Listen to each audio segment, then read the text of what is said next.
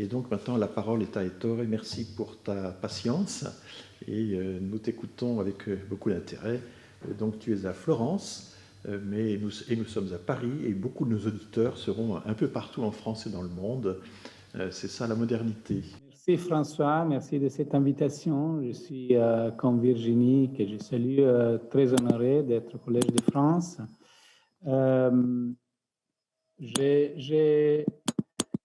J'espère que mes propos viendront compléter les discours très intéressants de Virginie. Comme François Héran l'a anticipé dans son introduction, moi je me suis occupé plutôt des migrations au sein de l'Europe, les migrations intra-européennes. Là, j'ai participé à pas mal de tables rondes, aux colloques qui avaient par titre est-ce que l'Union européenne a une politique migratoire? Et ma réponse habituelle est non, l'Union européenne n'a pas une politique migratoire, elle en a deux. Et en fait, il y a une deuxième politique migratoire de l'Union européenne qui est la libre circulation et qui est un peu mise à côté. C'est fait exprès, dans un certain sens. Du point de vue sémantique, la même Union européenne qualifie la libre circulation pas comme un régime migratoire, mais comme un régime de mobilité. Et cette différence sémantique est aussi intériorisée par les migrants eux-mêmes, des gens comme moi, par exemple, qui sont plutôt réluctants, réticents à accepter l'idée d'être des migrants. Mais en fait, selon la définition standard qui a été relayée par les démographes, les sociologues, les politistes, qui est la définition des Nations Unies, on est migrant si on s'installe dans un pays dont on n'est pas citoyen pour plus de 12 mois. Et en ce moment, il y a 18 millions d'Européens qui sont dans cette condition. Donc, je parlerai un peu de cette population, qui est une population qui a été créée et inventée par l'Union européenne. Le régime de libre circulation est un régime absolument unique dans le monde. Il n'y a pas de région du monde où 28 États donnent les droits aux citoyens d'autres États de s'installer librement sans demander un permis, sans demander une autorisation. Cela n'a pas été inventé du jour au lendemain, cela remonte aux années 50.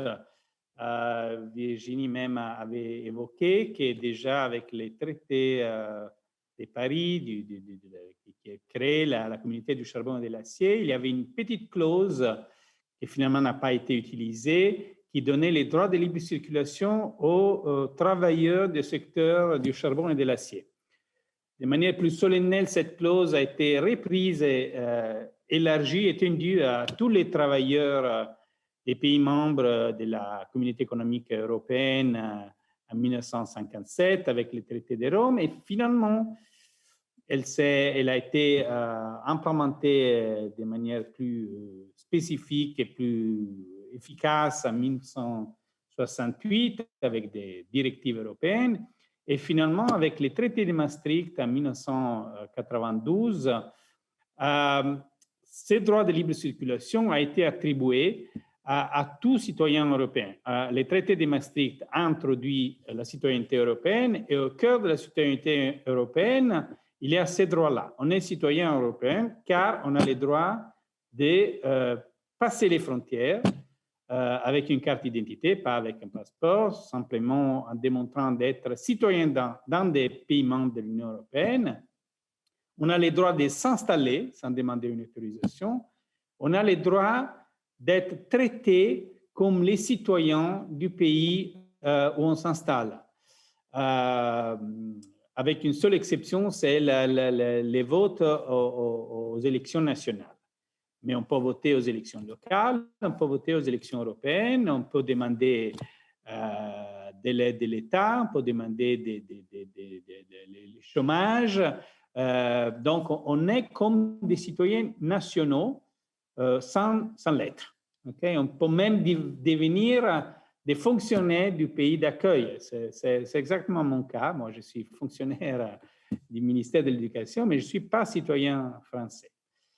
Dans cette diapo initiale, vous voyez qu'il y a une autre date clé, c'est le 2004. Pourquoi le 2004? Car en 2004, il y a les grands élargissements de l'Union européenne vers l'Est, et là, tout change. Je vous montrerai un peu comment ça a eu lieu.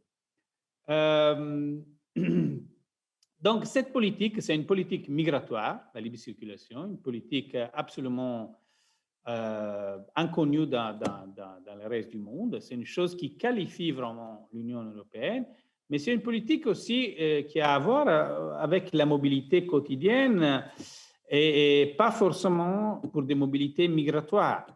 Donc, même les Européens qui ne migrent pas, mais qui partent en vacances, quand on pouvait partir en vacances, quand on pouvait voyager en Espagne, en Italie, au Portugal, ben, ils ont une expérience directe du régime de libre circulation.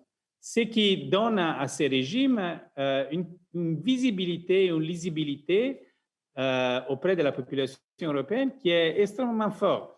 Et ça rend cette politique la politique européenne la plus connue.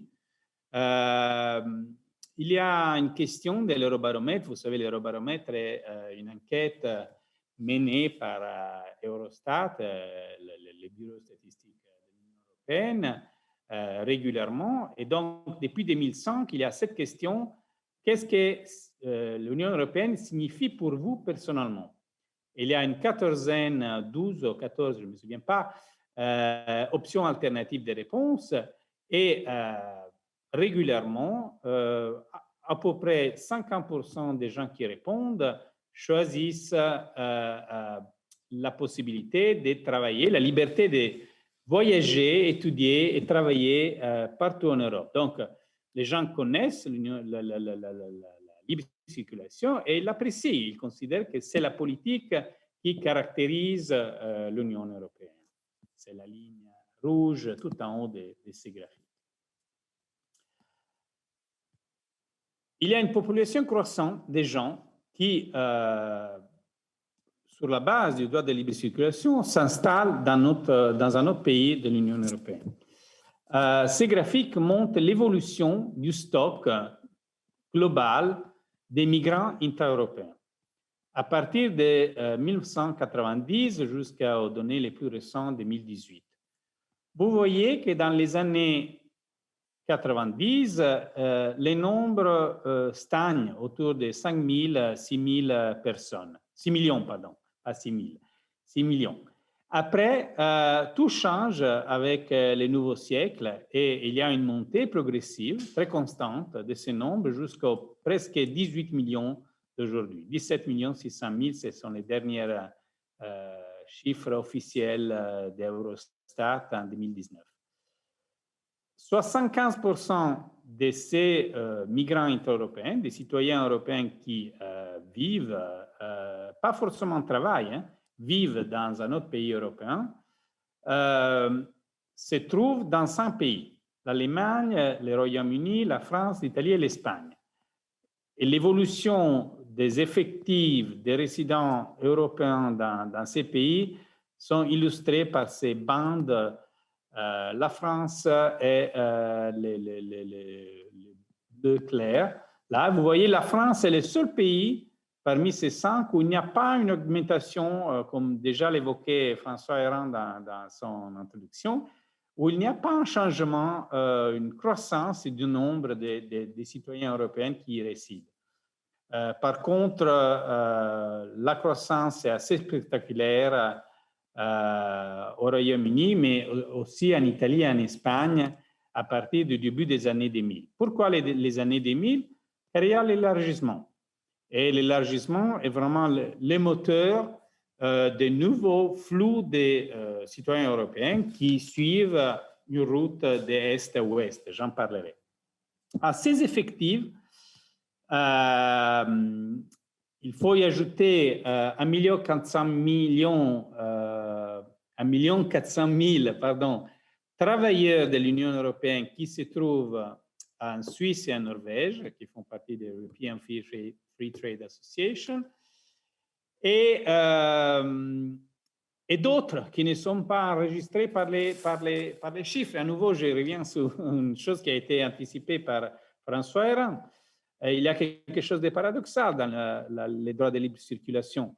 On peut franchir les frontières, on peut bouger d'un pays à l'autre sans se déclarer. Ça fait partie de la logique intrinsèque de la libre circulation. Donc, il y a pas mal de gens qui décident de se réinstaller sans informer les autorités du pays qui les reçoit ou pour des périodes variables ou avec des stratégies de mobilité qui sont plus complexes. Ils passent quelques mois dans un pays, après ils rentrent, ils ont une double résidence. Donc, il y a certainement une sous-estimation. Tout récemment, j'ai commencé une étude avec des collègues data scientists.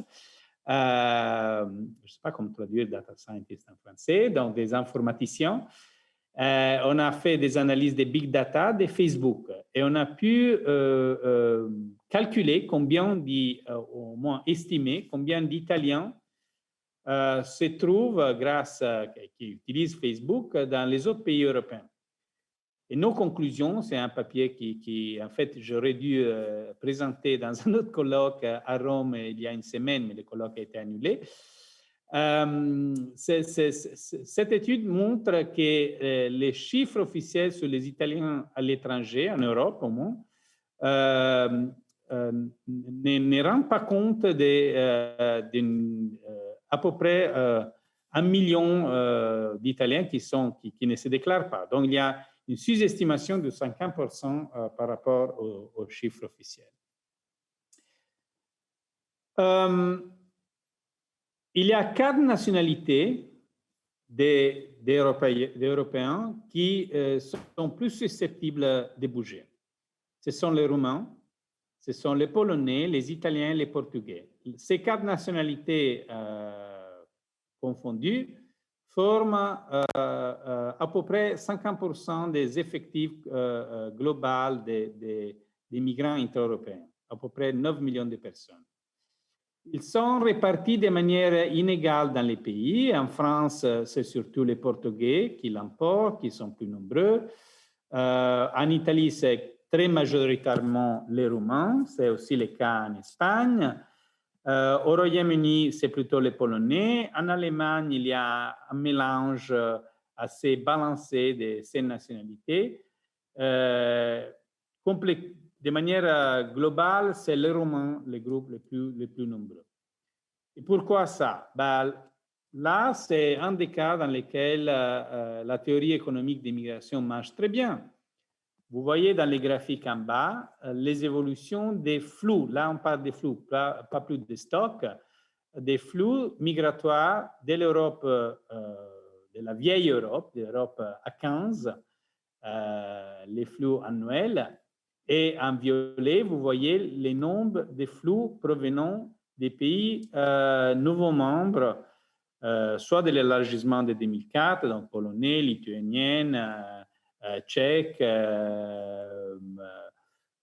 d'autres hongrois, et de 2007, donc les Roumains et les Bulgares. Et vous voyez que cette croissance progressive, cette augmentation progressive du nombre des migrants intra-européens se doit majoritairement par l'apport des migrants de l'Est, plutôt que des migrants des autres pays. Et si vous regardez les tableaux en haut qui montrent les salaires moyens dans très grandes catégories de professions, les cadres, les professions, disons, intermédiaires et les professions élémentaires, vous voyez que, par exemple, entre un salaire moyen d'une profession, d'un ouvrier en Bulgarie ou en Roumanie et les salaires en Allemagne et même en France et en Italie, il y a un rapport de 1 à 5. C'est même plus convenant du point de vue strictement monétaire pour un cadre bulgare de déménager en Allemagne pour faire un travail manuel. Donc, il y a des déséquilibres en termes économiques, des différentiels des salaires qui sont à la source, qui expliquent très bien cette montée des migrations de l'Est à l'Ouest de l'Europe. La transformation du paysage migratoire européen, en fait, se doit beaucoup à la montée, à ces flux qui viennent d'Est à Ouest. Des deux populations qui forment les migrants en Europe, les citoyens européens migrants et les citoyens des pays tiers, la balance a changé dans les derniers 20 ans. À la fin du siècle dernier, les Européens mobiles ou les migrants inter-européens étaient moins d'un tiers de la population des migrants en Europe, 31,6%. Leur poids sur le total de la population migrante a augmenté jusqu'à 44%. Donc, en fait, dans les derniers 20 ans, malgré la crise migratoire de 2015, dont on a parlé avant avec Virginie, les flux provenant de l'intérieur de l'Union européenne ont été plus importants que les flux provenant de l'extérieur, ce qui n'est pas aperçu par l'opinion publique. Pour l'opinion publique, les migrations viennent de l'extérieur. C'est pas, les migrations internes sont plutôt soit invisibles, soit pas visibles ou pas perçues. Avec une seule exception qui est le Royaume-Uni, on parlera de ça. Et en fait, le Brexit est largement le produit de cette visibilité des migrations internes à l'Union européenne. Donc, entre 2008 et 2016, il y a eu à peu près entre 1,2 million et 1,060 000 Européens qui se sont réinstallés dans un autre pays de l'Union européenne. Depuis 2016, il y a une certaine stabilisation, même une légère baisse de ces nombres, aussi à cause du Brexit. Mais dans ces flux, il y a de plus en plus de retours, des gens qui ont migré et qui reviennent à leur pays d'origine, ou même migrent vers un autre pays au sein de l'Union européenne. Donc, des migrations circulaires. Et finalement, en 2018, le taux net d'immigration intra-UE s'est réduit à 382 000 personnes. Une caractéristique de cette migration est que c'est une migration plutôt réversible, et c'est dans les dispositifs qu'il y a cette réversibilité. La facilité de s'installer dans un autre pays sans demander d'autorisation, sans avoir à se confronter avec la dureté et toutes les contraintes qui sont typiques des migrations dans d'autres parties du monde, mais aussi au sein de l'Union européenne pour ceux qui ne sont pas européens. Facilite une certaine mobilité. Le résultat est que la durée moyenne des migrations intra-européennes est assez limitée. 50% des migrants intra-européens ne restent plus que 4 ans dans les pays de destination. Donc là, j'ai un cas précis juste pour illustrer ce phénomène. C'est le cas du Royaume-Uni de 2004 à 2017. Vous voyez que le nombre de ceux qui arrivent, c'est la ligne violette en haut, et le nombre de ceux qui partent voyagent presque en parallèle. C'est vrai, il y a plus de gens qui arrivent, donc il y a une augmentation de la population des migrants intra-européens, mais tout ça est accompagné aussi par des départs. Ce qui a un peu changé, c'est après le Brexit en 2016, la montée des retours au pays d'origine. Donc, il y a moins d'immigration circulatoire, il y a plus de retours. Mais au Royaume-Uni, on a estimé que plus de la moitié des migrants intra-européens se sont installés dans la dernière décennie. Donc, ce sont des migrants assez récents. Il y a des grandes destinations qui, disons, priment sur les autres. C'est l'Allemagne. Vous voyez qu'il y a une montée assez spectaculaire des nombres d'arrivées en Allemagne,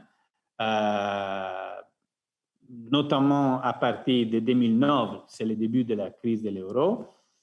La montée était moins spectaculaire au Royaume-Uni.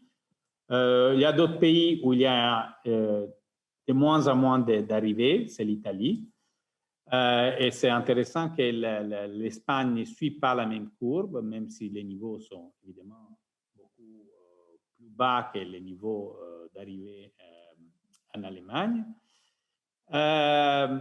Mais si on regarde de manière plus fine les réseaux complexifs, les réseaux des arrivées et des départs, et c'est ce que je montre dans cette diapo que je viens de construire pour un article que je vais publier avec mon collègue Emmanuel Deutschmann d'ici quelques mois dans un bouquin sur l'Union européenne en préparation. Vous voyez que là, on a récupéré toutes les données sur les flux d'immigration entre tous les pays de l'Union européenne. Donc, on voit qu'il y a, oui, c'est vrai, qu'il y a surtout des flux qui vont d'est à ouest. C'est très clair, ça se voit par la largeur des lignes. Et l'axe principal est entre Roumanie en 2018 et Royaume-Uni. Mais le Royaume-Uni, même si les chiffres sont un peu inférieurs à l'Allemagne, reçoit des migrants qui arrivent de tous les pays européens. Donc, elle est plus centrique que l'Allemagne dans les réseaux global des migrations intra-européennes. Or, vous savez que le Brexit a été voté en juin 2016. Les négociations sont encore en cours, c'est assez incroyable. 4 ans après,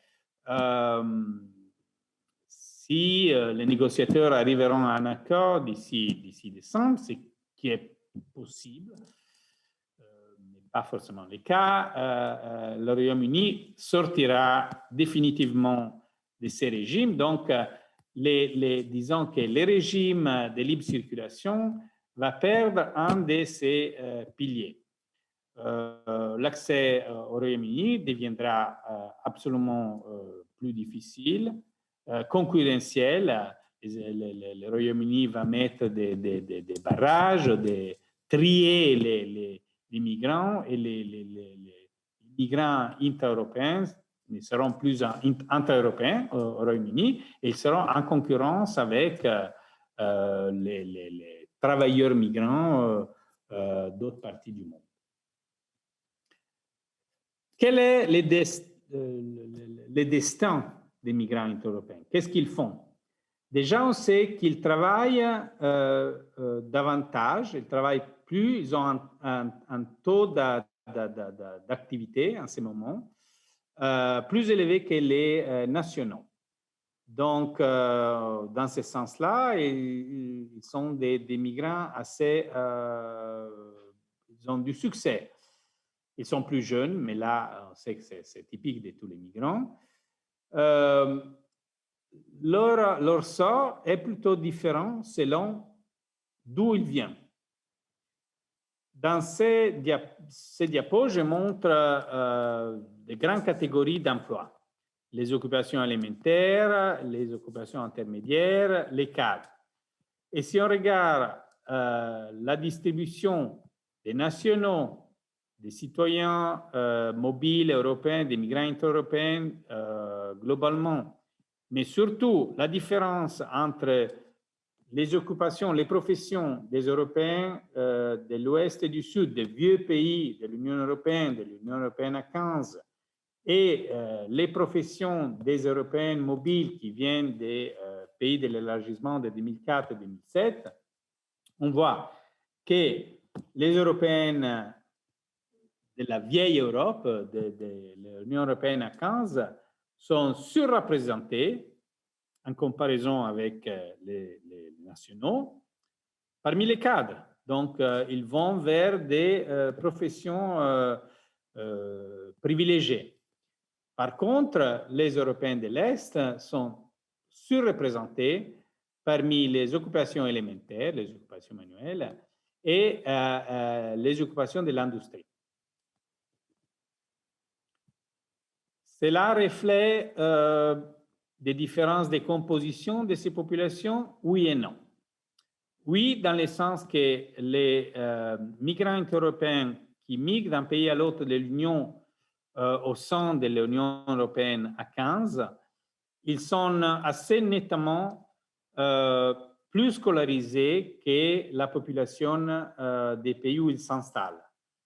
Vous voyez que 53% d'entre eux ont des qualifications de niveau universitaire, contre 26% parmi les nationaux. Par contre, les Européens de l'Est, les Polonais, les Roumains, les Bulgares, ils ont un niveau de qualification qui est très proche de celui des citoyens des pays où ils s'installent. Donc, ils ne sont pas sous-qualifiés, ils sont qualifiés à peu près comme la population des pays de destination, mais ils ont, disons, ils trouvent du boulot dans des boulots sous-qualifiés. Et cela n'a pas trop changé dans les derniers 10 ans.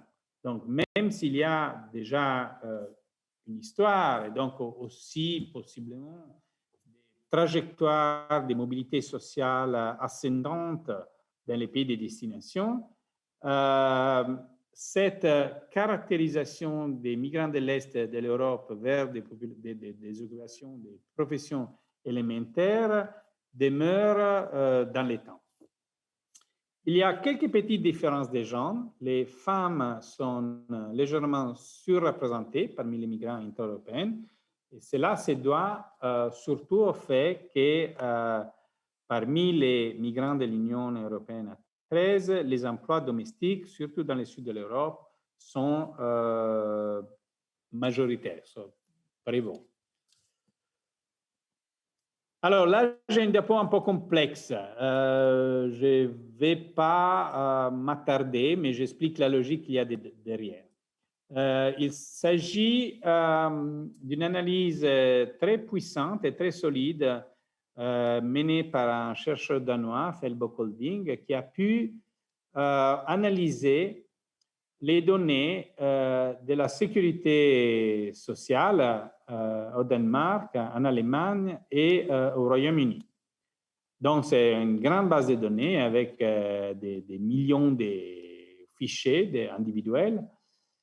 Et il a calculé, il a étudié s'il y a des différences de salaires selon la provenance des travailleurs. Tout en contrôlant pour l'âge, les genres et les niveaux d'éducation, qui n'est pas illustré dans ces diapos. Ce qu'il a trouvé est que dans tous les pays, à parité d'âge, des genres et des niveaux d'éducation, les Européens qui viennent de l'ouest de l'Europe, donc les Français, les Anglais, les Allemands, mais aussi ceux qui viennent de l'espace de libre circulation de la European Free Trade Association, donc aussi les Suisses et les Norvégiens, ils ont des salaires qui sont moyennement plus élevés que les nationaux. à peu près 3% en Danemark, 11% en Allemagne, presque 15% au Royaume-Uni. Ceux qui viennent du sud de l'Europe, par contre, ils sont légèrement pénalisés, de manière pas significative en Danemark, de 11% en Allemagne, de presque 10% au Royaume-Uni. Ce qui est intéressant est que les Européens mobiles de l'élargissement de 2004, disons les Polonais, qui sont les groupes nationaux les plus grands parmi eux, sont, et ceux de l'élargissement de 2007, Romains et Bulgares, ils ont une pénalisation qui est assez importante, surtout en Allemagne, même plus importante que les citoyens des pays tiers, notamment les Turcs en Allemagne, peut-être en raison de la date de leur installation. Malheureusement, il n'y a pas la date d'installation dans les pays parmi les variables de contrôle. Mais cette pénalisation n'existe pas au Royaume-Uni. Donc, dans les marchés du travail du Royaume-Uni, qui est un marché plus flexible dans les biens et dans les mâles, les travailleurs étrangers, sauf ceux qui viennent de l'Europe du Sud, ne sont pas particulièrement pénalisés en termes de salaire. Peut-être que comme effet, disons, pervers, inattendu de cette manque de discrimination, il y a eu un sentiment de concurrence plus élevée parmi les travailleurs britanniques de la part des migrants intra-européens. C'est une hypothèse.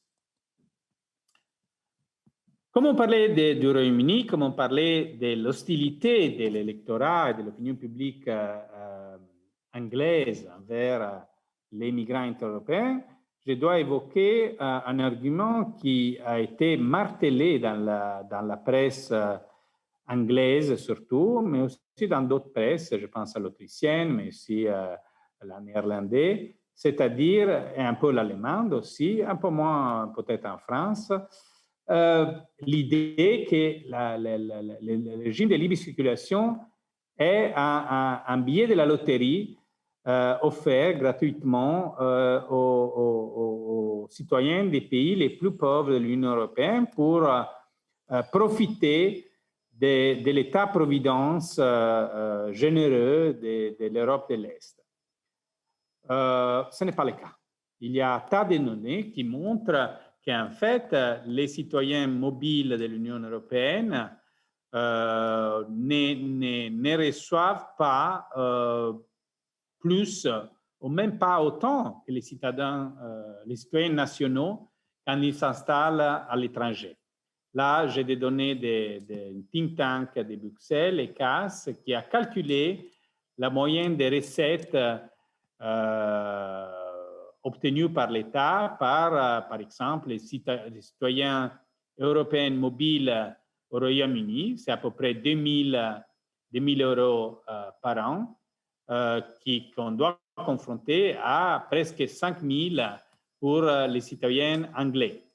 En Autriche également, c'est à peu près 2 000 euros pour les migrants intra-européens et même 7 000 euros répartis entre les différentes sources des bénéfices de l'État et qui sont perçus annuellement par les citoyens autrichiens moyens.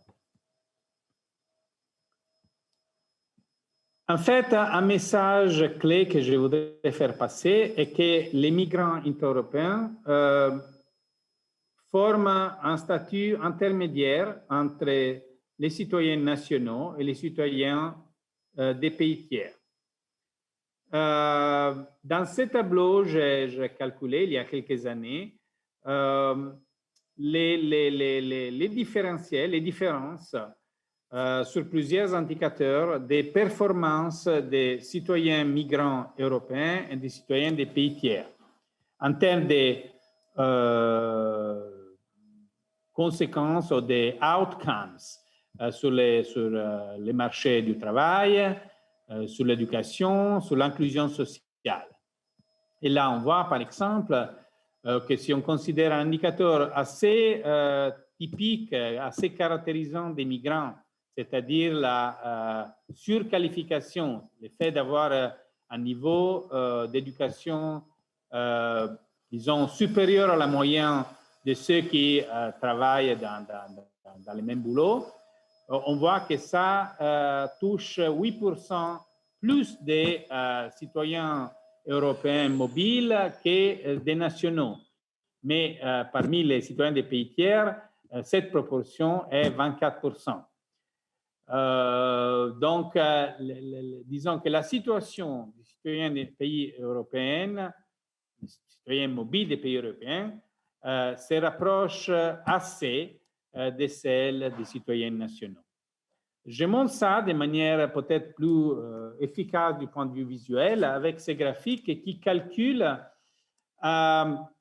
les risques de pauvreté parmi les citoyens des pays tiers, non communautaires, et les migrants intra-européens, en bleu. Les chiffres que vous voyez sur l'axe vertical sont les odds ratios, c'est-à-dire la différence des probabilités de tomber dans un état de pauvreté de cette population comparée à la population des citoyens nationaux. Et quand le taux est 1, ça veut dire qu'il n'y a pas de différence. Alors, en Belgique, les risques de pauvreté des citoyens des pays tiers est 8 fois plus élevé que celle des citoyens nationaux. Pour les citoyens intra-européens, mobiles intra-européens, ce risque est plus élevé que parmi les citoyens nationaux. Elle est le double, mais il y a une grosse différence entre les deux. Vous voyez, et presque dans tous les pays, il y a seulement une exception, les citoyens intra-européens ont moins de risques de tomber dans un état de pauvreté que les citoyens migrants des pays tiers. Je termine avec, en discutant des mythes que j'ai trouvés très répandus dans l'opinion publique, mais aussi dans les experts, quand on parle des migrations intra-européennes. Surtout dans les années 90, après les traités de Maastricht, dans les couloirs de Bruxelles, on s'arrachait les cheveux, on disait, mais on a mis en place ce régime incroyable qui n'existe nulle part dans le monde, de libre circulation, il n'y a plus de frontières, on peut s'installer où on veut, et les Européens ne migrent pas, ne bougent pas. Est-il vrai? Ça a un peu changé avec l'élargissement, évidemment. Mais ce qu'on avait en tête, c'était les niveaux de mobilité qu'il y a entre les États américains, où entre 2 et 2,5% de la population, tous les années, change d'état de résidence. Alors, or, en Europe, on est à peu près à 0,3%. Mais l'Europe n'est pas les États-Unis. Il y a une vingtaine de langues différentes. Il y a quand même une souveraineté qui n'est pas partagée d'une manière fédérale. Il n'y a plus que ça. Donc, la bonne comparaison, je crois, c'est la comparaison avec le Canada et spécialement entre le Québec francophone et les autres provinces. Et vous voyez que si on regarde les taux de mobilité annuels entre les pays de l'Union européenne et entre le Québec et les autres provinces du Canada, voilà, c'est exactement les mêmes taux. Donc, disons que les niveaux de mobilité en Europe n'est pas extrême dans le sens de l'immobilité. L'autre mythe à l'opposé, je vais bouger d'un extrême à l'autre, l'Europe est un continent sans frontières. Le régime de libre circulation est spectaculaire, sans précédent, ni dans l'histoire, ni dans la géographie. Mais par contre, on aurait dû s'attendre qu'avec la crise de l'euro entre 2008 et 2012-13, on aurait assisté à des grands flux de la Grèce, de l'Espagne, de l'Italie, du Portugal vers le nord de l'Europe. C'est vrai que le nombre des migrants du sud de l'Europe vers le nord a augmenté un peu, mais pas plus que ça. Donc, l'idée, qui est une idée même popularisée par un prix Nobel, Robert Mundell, et la monnaie unique devait engendrer un régime de libre circulation, que ce régime de libre circulation aurait permis d'absorber les chocs asymétriques d'une crise dans certaines régions avec des mouvements massifs des populations au chômage, par exemple en Grèce vers l'Allemagne, ça n'a pas eu lieu. Et pourquoi? Car il y a des rigidités. Les marchés du travail ne sont pas des vrais marchés. Il y a une forte caractérisation sur base nationale. Les employeurs allemands, ils donnent la priorité à ceux qui ont des qualifications allemandes. Il y a des barrières linguistiques. Les barrières linguistiques, sauf l'anglais, l'allemand n'est pas très connu. On ne dit rien du suédois ou du néerlandais. Et ça est particulièrement contraignant, surtout pour les métiers intermédiaires. On peut se passer de l'allemand si en Allemagne on travaille dans la finance. On peut paradoxalement se passer de l'allemand si on travaille dans les bâtiments. Mais on ne peut pas se passer de l'allemand si on travaille à un guichet des banques. Il faut parler la langue nationale. Il y a aussi des effets de saturation. Les flux avaient été déjà massifs entre 2004 et 2008, donc il y avait eu une forte présence assez soudaine des migrants inter-européens. Et il y a aussi un effet de structuration. Il y a des chaînes migratoires existantes qui ont empêché la création de nouvelles trajectoires. Donc, par exemple, les Polonais ont leur réseau au Royaume-Uni qui ont un peu limité la migration des Roumains au Royaume-Uni, car certaines professions étaient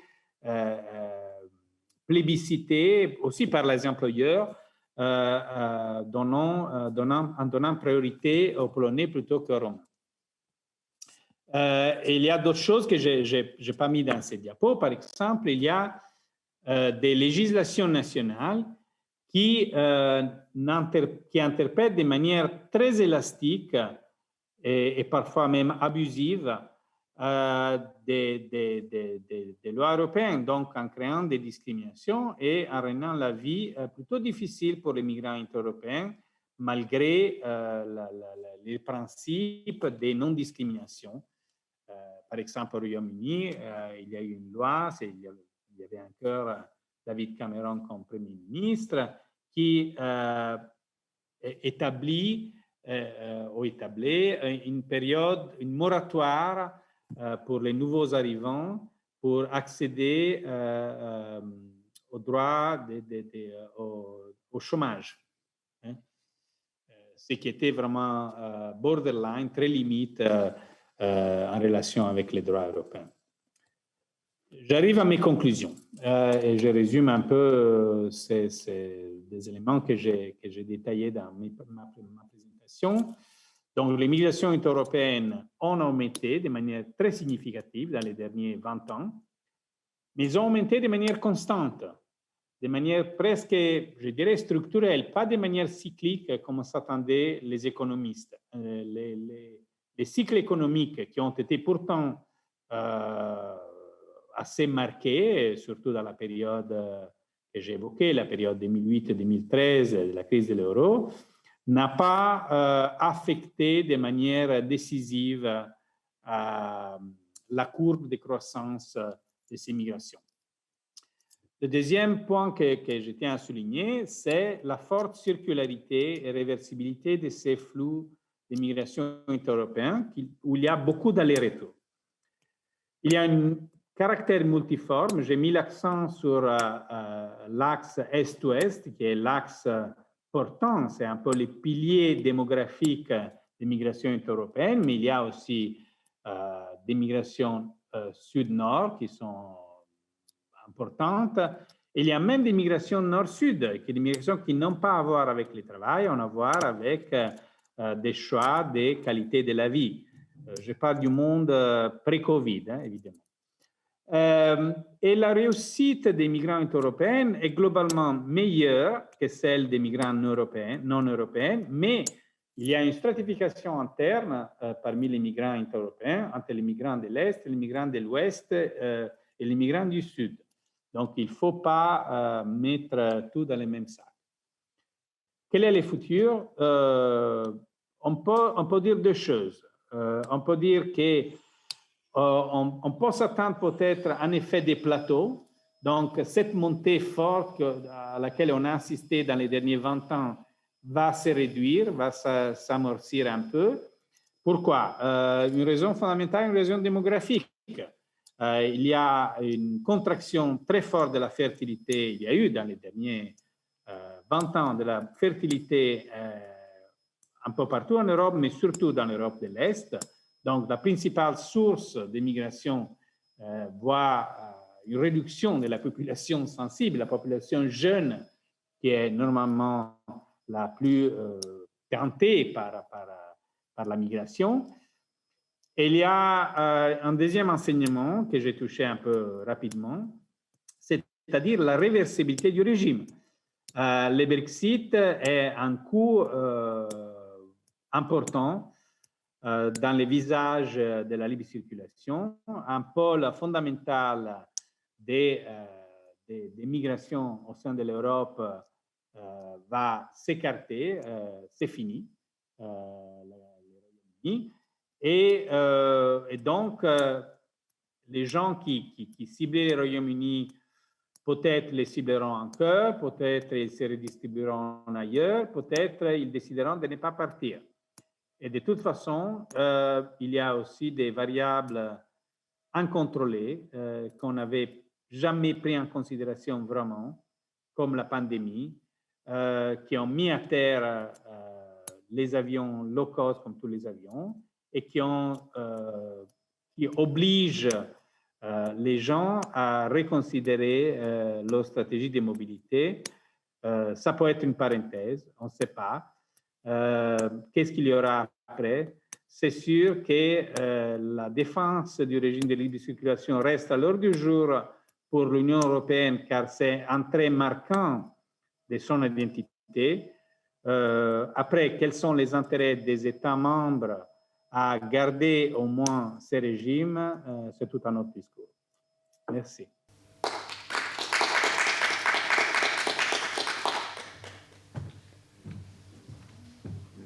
Nous allons faire une discussion entre nous trois, mais très très rapide, parce que j'ai une réunion dans 12 minutes. Je voulais te demander, Ettore, je commence par toi.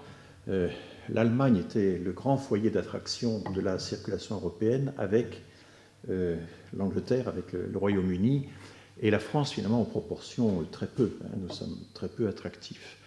Alors, avec le Brexit, est-ce qu'un des effets, ça va être, alors je ne parle pas des effets du Covid, mais est-ce que ça consistera en un report très important de la migration d'Europe centrale, des Polonais, des Slovaques, des Tchèques, etc., vers l'Allemagne?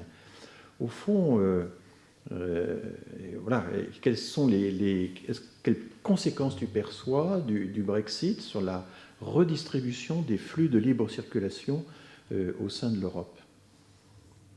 Oui, c'est vrai ce que tu dis. L'Allemagne est candidate à accueillir de plus en plus de migrants européens. Finalement, c'est un pays qui s'en sort aussi plutôt bien de la crise du Covid. Donc, peut-être que c'est un pays qui aura un essor redoublé, donc une demande des migrants encore en hausse.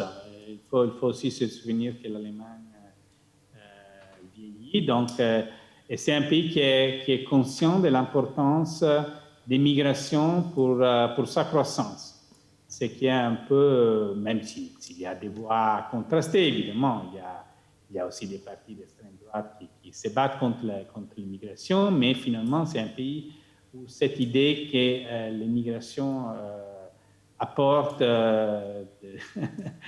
des forces ultérieures pour le bien-être du pays est là. Donc, je pense que ta prophétie est assez bien fondée. Je suis d'accord avec toi. Alors, il y a deux autres pays qui ont accueilli de plus en plus de migrants européens dans les derniers 4-5 ans. Oui. C'est les Pays-Bas et l'Autriche. Oui. Or, l'Autriche a pris une position, vous savez bien, une position plutôt hostile aux migrations. Donc, l'immigration a un peu contribué à faire basculer l'Autriche vers la droite. Et finalement, c'est un tout petit pays, donc même si la proportion est croissante, ça n'arrivera pas à remplacer l'attractivité ou la capacité d'absorption. Absorption, oui. J'avais une autre question. Tu n'as pas parlé des travailleurs détachés, qui effectivement ne sont pas inclus dans ces statistiques-là, c'est autre chose. Mais il semble bien qu'il y ait quand même une sorte de, alors sinon de continuum, enfin d'interférence entre les travailleurs détachés et les migrants, surtout lorsque les travailleurs détachés reviennent plusieurs années de suite. Et puis il y a aussi la migration temporaire, qui là aussi peut revenir plusieurs années de suite et être une espèce de migration déguisée. Bon, la Pologne est un grand utilisateur de migration temporaire. Donc, est-ce qu'il y a des recherches qui se font actuellement pour essayer de voir un petit peu comment s'interconnectent la migration temporaire, les détachés et la libre circulation? C'est vrai, tu as raison, les migrants détachés, c'est un sujet qui formellement ne rentre pas dans l'immigration inter-européenne, car il s'agit plutôt de prestataires de services, donc c'est plutôt la libre circulation la mobilité des services plutôt que la mobilité des personnes, oui. Mais finalement, c'est des personnes qui rendent les services. Et il y a à peu près, si je ne me trompe pas, 1,5 million. Oui, quelque chose comme ça, oui, donc 300 000 pour la France. Oui. Et les cibles sont l'Allemagne et la France. Oui. Et on sait bien que la France est particulièrement sensible à ça et a été intéressé et a aussi promu un changement des règles qui a été fait à plusieurs reprises par la Commission européenne pour essayer d'éviter trop de concurrence aux travailleurs nationaux, car c'était le grand sujet. Alors, merci beaucoup, Ettore. Je vais te poser une question à Virginie. J'ai juste une question pour Virginie, et si elle peut venir ici, moi je vais me mettre à la table.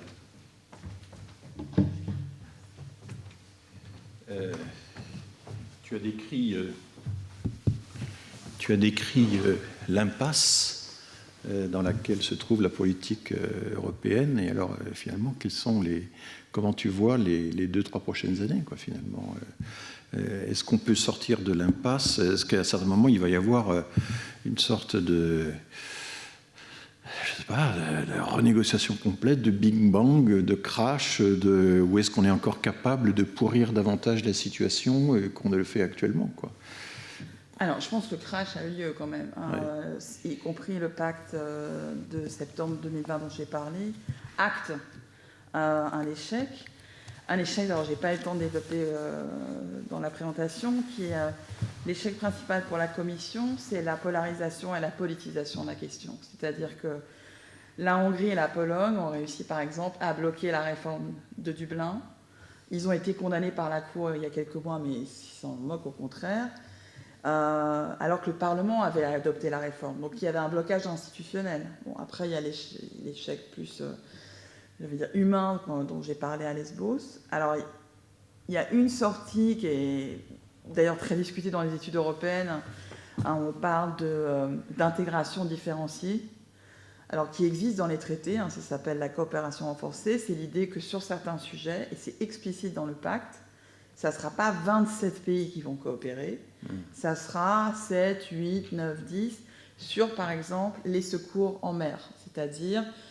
on va dire que c'est toujours un peu les mêmes qui, quand un bateau arrive, disent « ah ben moi je vais en prendre 10, moi 30 ». Donc au lieu de faire un marchandage au cas par cas, assez délétère évidemment pour les populations qui débarquent, de dire ben, voilà, le Portugal, la France, Luxembourg, que sais-je, on se met d'accord à 7, à 8 ou 9 pays pour participer à un mécanisme de coopération. Mais c'est l'Europe des 27 qui, là, pour le coup, parce qu'il y a un blocage Est-Ouest avec les pays de Visegrad, mais comme j'ai dit, on retrouve les Pays-Bas et l'Autriche aussi dans ces blocages, dans certains cas même le Danemark, enfin, bon, et sachant que, donc il n'y a pas de résolution institutionnelle pour le moment, à part cette idée de faire donc une Europe, de revenir, j'ai envie de dire, presque à l'idée d'une Europe à plusieurs vitesses, une Europe à la carte, comme au début de l'Europe de Schengen. Géométrie variable. Oui. Voilà. Voilà, merci beaucoup Virginie. Je suis désolé de devoir interrompre ici notre discussion. C'était vraiment passionnant d'avoir ces deux points de vue sur les politiques européennes d'immigration. Merci beaucoup et j'espère que ces deux séances avec leurs diapositives, leurs documents, donc intéresseront le plus grand nombre de spectateurs. À la prochaine séance, le prochain séminaire aura lieu dans une quinzaine de jours.